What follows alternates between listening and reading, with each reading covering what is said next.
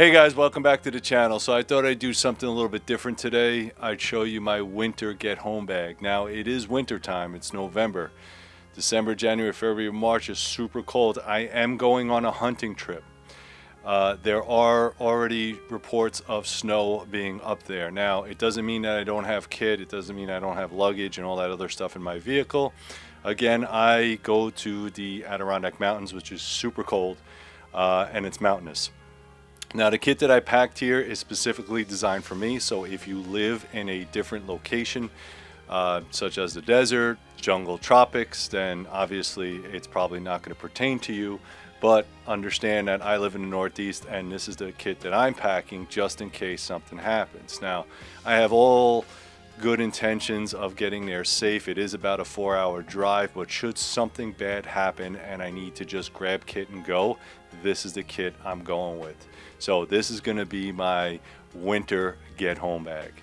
All right guys, so what I'm going to do is I'm going to empty this bag on the table so you guys get a better view of what's in the bag. But I just want to let you know that this is a Rush 72-hour bag. It is in multicam. You don't have to get it in multicam. They have a whole bunch of other colors. This was just one of the colors that I went with. Obviously, if you've been watching my channel for some time, you know that I did take this on a SHTF bug out and it was almost too small. But for a get home bag, probably a little better. Before we drop the camera, I just want to let you guys know that I did weigh this bag and I'm not filling anything up or taking anything out. It is sub 30, so it's 29-pound bag. All right, it's as light as I can get it with the size and weight of the things that I think I'm going to need. So 30-pound bag. I don't want to go any heavier than that. Again, 5'11" does make some pretty heavy Cordura. If you wanted to go lighter, that's fine. But again, I would just suggest be wary, because if it starts ripping, then all your kit is all over the forest and it's not going to help you out. So let's drop this camera and get into it. All right, guys, first things first. Let's talk about this bag. This bag is a 72 2.0 Rush bag by 5'11". It's made by it's made of 1050D nylon and it's a 55 cubic inch bag. It does have this pocket in here if you wanted to just dump stuff. It also has a CCW pocket in here, multiple zippers, which is what I like. A lot of different compartments in here. I'm not trying to sell you the bag, I'm just trying to tell you what I have in there. I did a whole review on Three River Survival on all these bags, so if you didn't get that video, go ahead and get it. It'll run you about $185 on Amazon right now. Again, multicam is going to be a little bit more expensive. I am an Amazon affiliate, so anything you see here will be listed in the link below. If you purchase from me, then I get like 2 cents on the dollar, so thank you very much for that. So enough about the bag. It's a great bag, highly recommend it. Go watch that video. All right guys, so I have a couple different things on the table that I want to kind of get to real quickly. All right, again, everything's going to be subjective. I try to keep the bag under 30 pounds, and as you can see, I was like at 29 and change. All right, and that's not having a full water bladder. Once I have a full water bladder, it's going to get a little bit higher.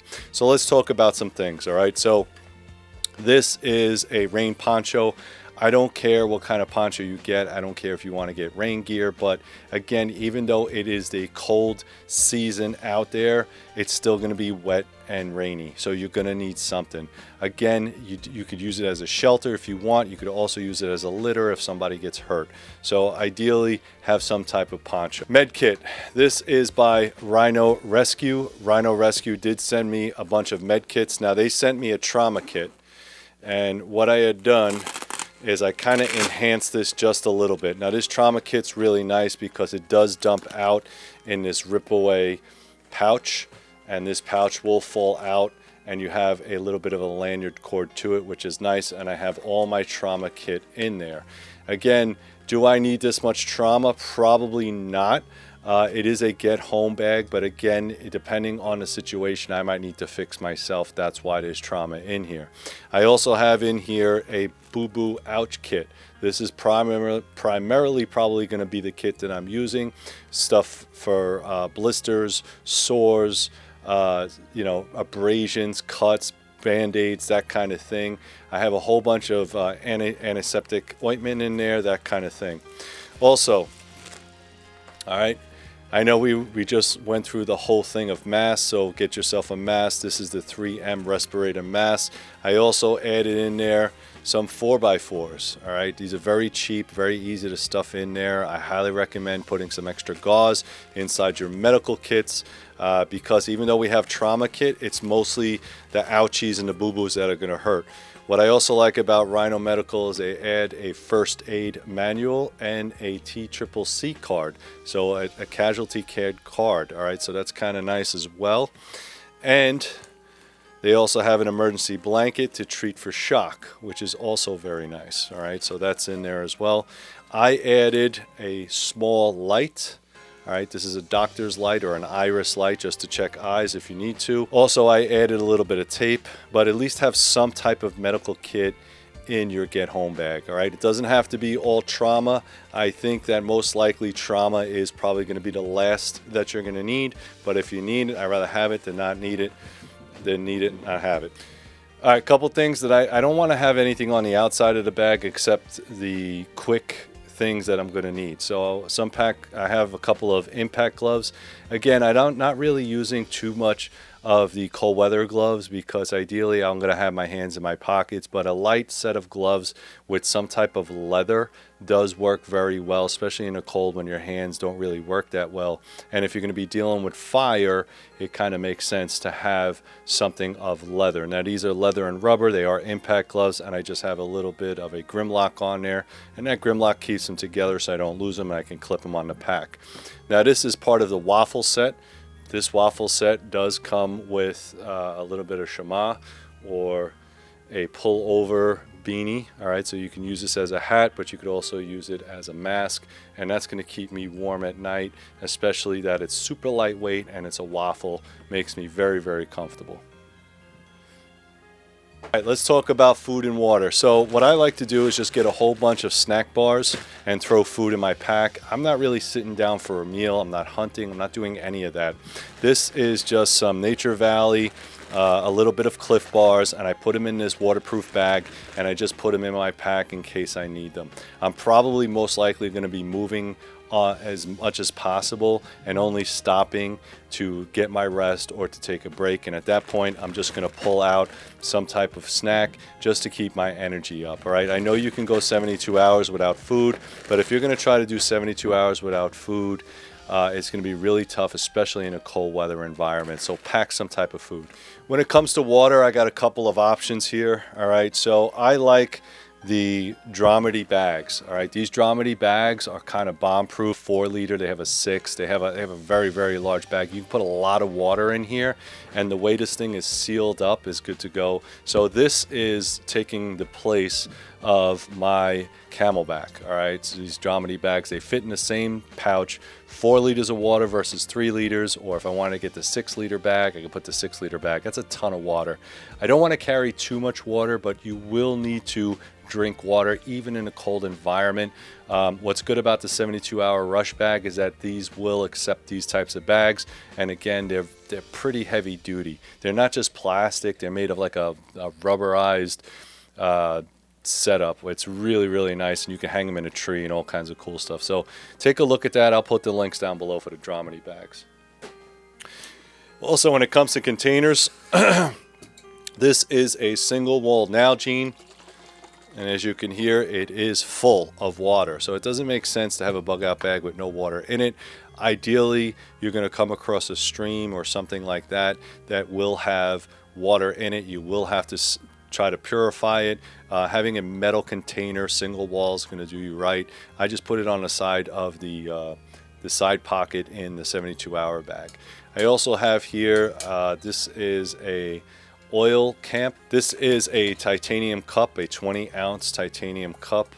I believe the manufacturer is OLI Camp, or Hiley Camp. All right, so I don't care what kind of cup you have, but this makes it very, very convenient. So if I don't want to cook in this, I can cook in this 20-ounce. And because it's a nesting cup, it works really well. Again, I'm not trying to bust out a whole cook set, but you need to have some way to cook and to put food inside here. Now again, I'm just grabbing some snacks and going, but this is a really nice option to have. All right, especially if I come upon something that I want to mix inside here, I can do that.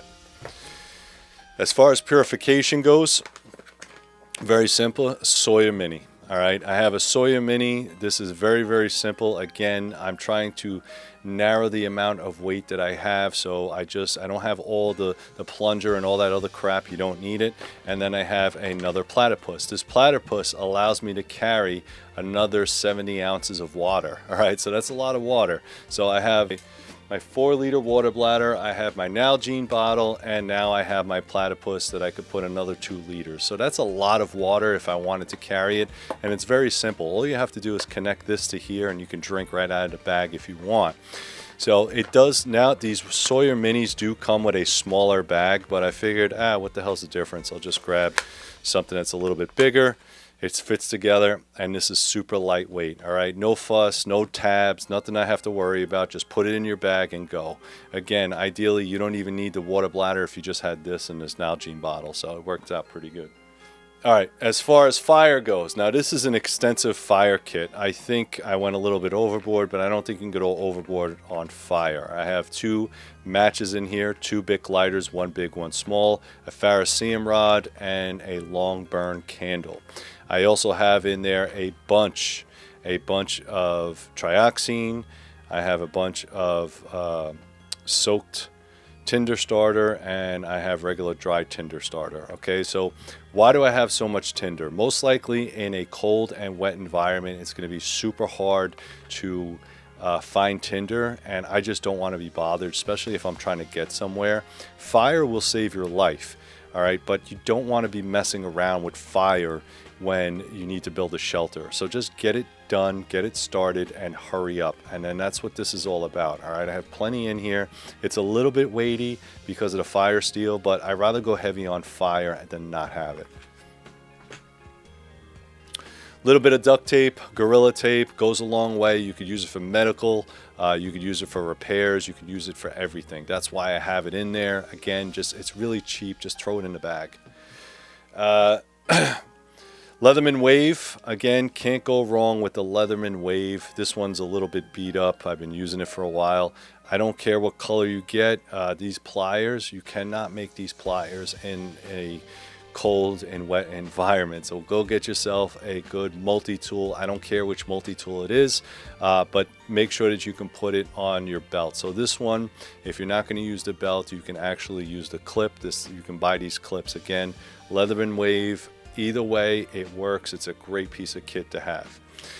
When I'm out in the woods and I'm going to be using some type of tools, I had an axe in there, but again, it's more weight. I think this is a little bit more efficient.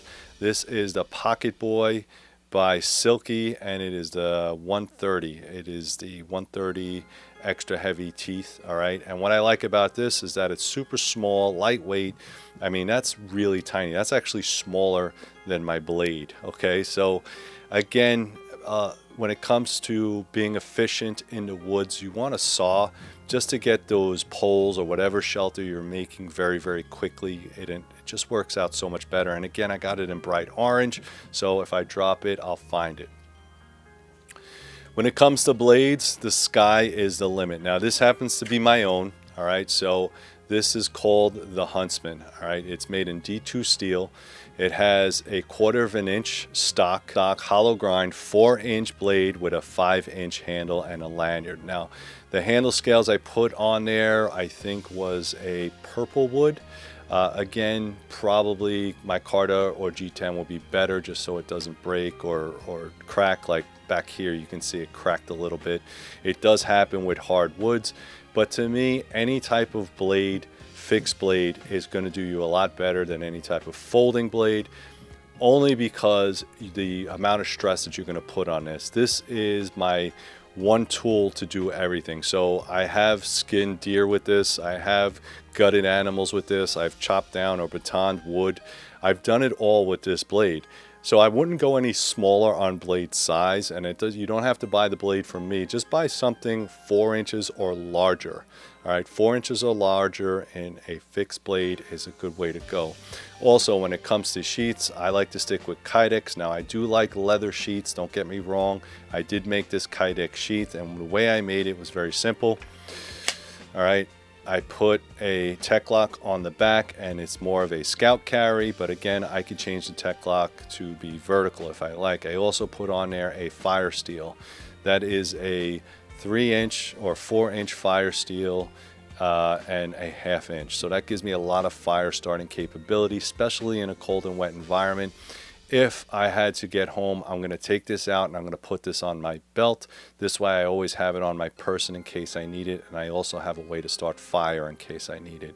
So having a fixed blade for a get home bag or a winter environment is a must in my opinion. As far as eating tools, it doesn't really matter as far as any way that you want to have an extra implement for your soups or whatever, but having a spoon is ideally one of the easiest ways to make sure that you get fed. We used to carry around MRE spoons all the time, extra MRE spoons in the Marine Corps, specifically for that reason, because everything you need needs a spoon or a spork. K-Bar makes this nice little implement where you can take the end out, nice little knife. All right, so you got a spork and a knife all in one little kit, and it's plastic. It doesn't weigh very much. All right, so a nice little tool right there. As far as lighting goes, I like to use a headlamp. Now this is True Night's headlamp. All right, it's pretty bright. I think a headlamp is probably going to be a better option. It does have SOS. All right, in case I get in trouble, all those kinds of things. Now eventually batteries will run out. I do have the charging cable. This is a rechargeable head device, and it's decent. I do like what it does. It does everything I need it to, and it's hands-free, which is really important, especially if you're going to be trekking at night. You want to have something that's available. You want to have something so that your hands are free. I also throw in there a couple chem sticks. Again, these are 12-hour chem sticks. If I'm trying to signal somebody or if I need some help. I have bright red and orange, so this way I can signal for help if I need to. A little bit of Right in the Rain gear, all right, just a Sharpie, and this is a 511 Kubotan pen in orange. You'll notice that a lot of things are in bright colors, again, because if I drop it, I want to make sure that I could pick it up. Right in the Rain notepad, nothing crazy. If I needed to write down some information, where my last heading was, leave a note, that kind of thing, it's going to be inside the bag. I don't have to worry about it. Let's get into some meds. Now, this is going to be my OWI kind of medication. Again, I suffer from back pain. I suffer from hip pain. It is cold and flu season, so you'll see in there a little bit of Dayquil, some NyQuil. I also have in there some oral solution and some chapstick, again, because it's cold outside. Always easy to just throw this in a bag and have it with you just in case you're out there for a long extended period of time. Sometimes you get diarrhea. Throw some diarrhea tabs in there as well. Ibuprofen, a little bit of Tylenol, hand sanitizer, those kind of things. All right, the wet ones are obviously for your bathroom breaks. All right, I don't know about you, but going to the bathroom in a cold environment really sucks. And it just makes it a lot easier if I can get it done as quickly as possible and then clean up and then just move on. Hand sanitizer is for obviously after you have done your business, you buried your business, go ahead, get that hand sanitizer in and clean your hands up. All right, let's talk a little bit about shelter. Now, shelter is very simple. I also have a couple of drum liners here, 2 big drum liners, black hefty bags. They weigh almost nothing. You could use it for a ground tarp. You could put leaves in there. You can put duff. You could put water in there. A whole bunch of reasons to have plastic out in the field, so there's no reason you shouldn't have it. 550 cord, as much as you can humanly carry. All right, this is a spool tool. It does have a little lighter on there. Again, a little bit more fire, but that's really just to burn the ends. These spool tools are very, very cheap. You can get them online on Amazon. Different colors as well, but you'll run out of cordage before you know it, especially if you're setting up shelter, so make sure you have enough of that. Hoop Vivisac. Now, this is something that is complete shelter. So this is a one-man tent. All it is just one large bivy sack. This one happens to be in orange. Again, you can get it in green. You can get the tactical tan ones, whichever ones you like. But when it comes to shelter in the cold, you're gonna need to set up right. All right, this isn't summer or fall. When it's completely white out and it's cold and the wind is blowing, you need to get yourself in some type of cover. Now, I know guys are saying, "Oh, just go out there with a tarp." Good luck. If that's all you have, that's all you have. Good luck. I'm going to try to set up to survive as long as humanly possible. This is a one-man tent. It's super lightweight, and again, I got under the 30-pound mark. All right, so worth to have it. I think this is by AquaQuest. All right, AquaQuest dry bag system, definitely worth to have. Along with that, I also have my Thermarest blow up. This is a single man Thermarest blow up sleeping pad. Again, super lightweight. Okay, so so the way this works is very simple.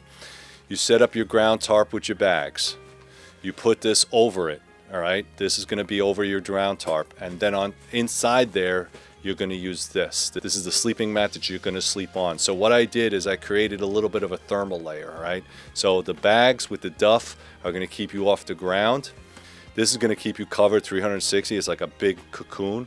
And then again, this is going to keep you again off the floor. All right, and also apply a little bit of comfort. Then what we got to do is insulate our bodies, which is what this is for. All right, this is just a stuff sack. Now, again, if you wanted to carry a sleeping bag, by all means carry a sleeping bag.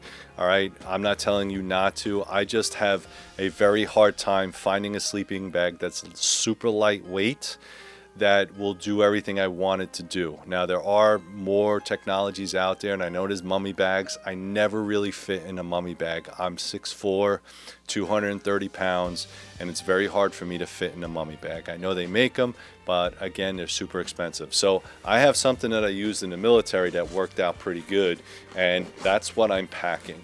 Now, again, this is just a regular stuff sack. All right, couple things that I put in here are my clothes. All right, very simple. All right, some underwear and a shirt. All right, this shirt right here is polyester. All right, polyester is going to do you a little bit better than cotton. All right, I got some jockey shorts in there if you're interested. They are the long-legged ones, so that works out pretty good. So again, if you get soaking wet, at least you have something to change into. A nice pair of wool socks. Make sure you have a pair of wool socks. It's not only going to keep you dry, but if it gets wet, it'll still keep you warm. Now, this is the system that I was talking about, and I think Snug Pack might make them still. This I got in a PX a very long time ago. Very difficult to find now. I think the UK might still make them, but basically what it is, see this, is a sleeping bag that you can wear. Okay, so it has suspenders that you slip over, and this is made by Biviwear. All right, so it's 100% insulated polyester, 100% nylon shell, DuPont Thermalite microfiber, actiongear.com if you can find it. All right, so this is the pants. All right, so this you slip on over your clothing. All right, there's no feeties. All right, there's no feeties on here. And then once that's on, then you get the top. All right, the top is just a military style jacket, again made of the same exact material. I have been, saved many a times by this Biviwear. Now I know they don't make this Biviwear anymore. Again, it's very similar to Snug Pack. They do have individual bags that you can stuff these in. But I just put it all in one stuff sack. All right, so this is really good gear if you can find it. I think the UK might still have them, like I said. If they can, then that's exactly what you want. So let's jump up top. All right, guys. So there you have it. This is my Rush 72 Get Home Bag Winter Edition.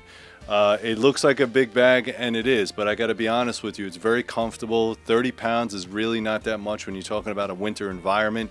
You typically carry a lot more weight in a winter environment. Again, this is just to get to A to B, give me a little bit of survival protection if I need it. If any of the kit that you like that you see here, I will put the links down below. Go to my Amazon store and go pick it up. I get like 2 cents on the dollar. If you want to, you become a Patreon member and get all the videos like this before anybody else. I appreciate it. Thank you very much for that. And the free way is just to like, subscribe, add some comments down below. If you think I missed something, go ahead and put it in there. Thank you very much, guys, and as always, stay safe.